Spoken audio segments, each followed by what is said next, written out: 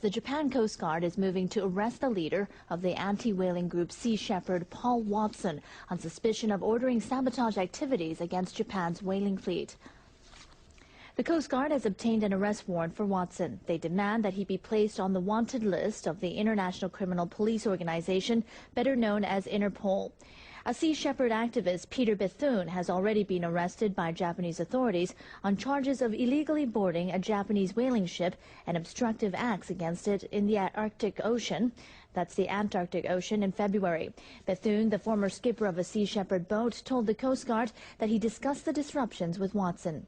The Coast Guard adds that footage taken by the Japanese fleet prove Watson's presence during the disruptions. Pete Bethune initiated the boarding by himself. I didn't instruct him to do that. I don't tell people to do things like that. But, you know, I'm not too concerned about this because the entire motivation on Japan's part is political.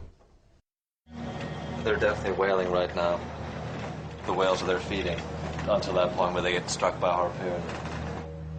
Now we're a day and a half away from a big ship, and it's time to really think about our actions coming up against the boat.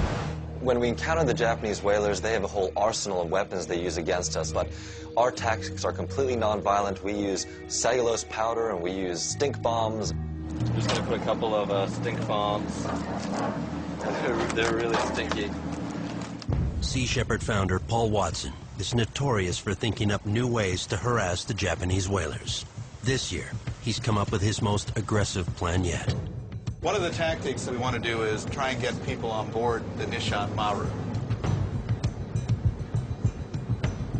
If we can get people on board to be held hostage by the Japanese whalers, that will force Australia into a very difficult diplomatic position. The crew is in complete disbelief.